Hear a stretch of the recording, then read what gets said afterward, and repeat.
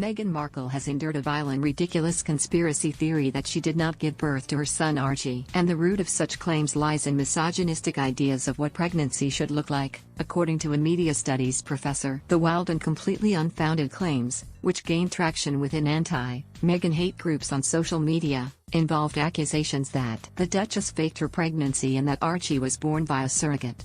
The conspiracy contributed to the abuse Meghan has faced online, which she said affected her mental health considerably. The Duchess even admitted to feeling suicidal while she was pregnant with Archie Harrison Mountbatten, Windsor. Maria Permagior, a professor of media studies at Maynooth University in Ireland, wrote a paper in which she explored how and why the vile theories about Meghan's pregnancy came about. Professor Permagior argued that the traditional justified public scrutiny of royal pregnancies has coincided with the modern scrutiny of the celebrity body. She explained that there are ideas around what makes a good pregnancy and a bad pregnancy, and that when a woman does not fit the supposed ideal, they are treated with disdain and suspicion. Kate, Duchess of Cambridge, was seen as doing pregnancy in an acceptable way, in that she remained demure and unassuming, with a relatively flat stomach, versus Kim Kardashian, who proudly showed off her large baby bump and figure, hugging dresses. You magazine even had a front cover titled The Battle of the Bumps, in which the two women were pitted against each other. The professor told Refinery29, Kate Middleton had been paired previously with a foil in terms of the good pregnancy and the bad pregnancy in 2013 with Kim Kardashian, where Kate was the waif and Kim the whale.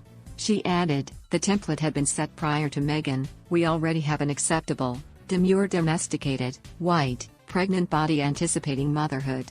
Professor Permagior's comment that a white body is seen as the ideal suggests there may be some overlap in terms of the misogynistic ideas around the right way to be pregnant, with racism and how women of color are disproportionately targets of online abuse.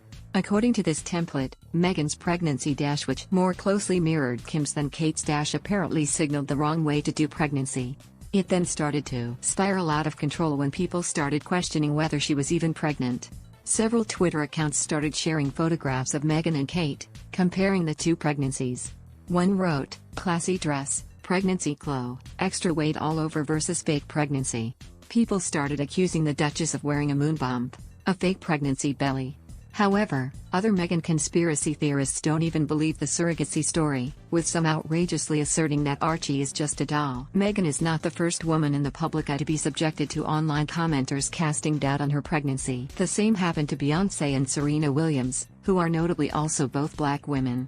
Benedict Cumberbatch's wife Sophie Hunter also faced baseless accusations that she did not give birth to the couple's children.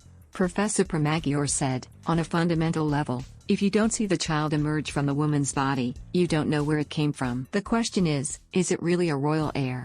Is it really related to the Windsor line? How can you be sure? It sort of adds to the fundamental kind of anxiety. This anxiety is reportedly that Meghan is getting away with something, a narrative which often crops up around beloved famous men like Sophie and Benedict, and also Keanu Reeves' partner Alexandra Grant. Delegitimizing Meghan's pregnancy also casts doubt on her child's lineage and thus potentially eliminating the perceived threat of Meghan to the ancient institution of the British monarchy, which may be the ultimate goal of many of these hate accounts. Conspiracies around royal lineage are nothing new. Back in 1688, rumors spread that King James II's wife Mary of Modena was not really pregnant. To stamp this out, the king invited 42 eminent public figures to the birth, yet the gossip persisted. A tradition then emerged that a government official had to be present at all royal births for verification purposes, but this was stopped by the Queen shortly before Prince Charles' birth in 1948. While the Queen likely took these steps to give herself and future generations of royal women the dignity and privacy any woman deserves, royal fans have latched on to bizarre conspiracy theories in the absence of this ultimate proof. Meghan and Harry have repeatedly called for a more compassionate online space and called on social media giants to crack down on abuse, harassment and misinformation. It is believed that a lot of their work going forward will be centered around this idea of a safer, healthier and kinder online world.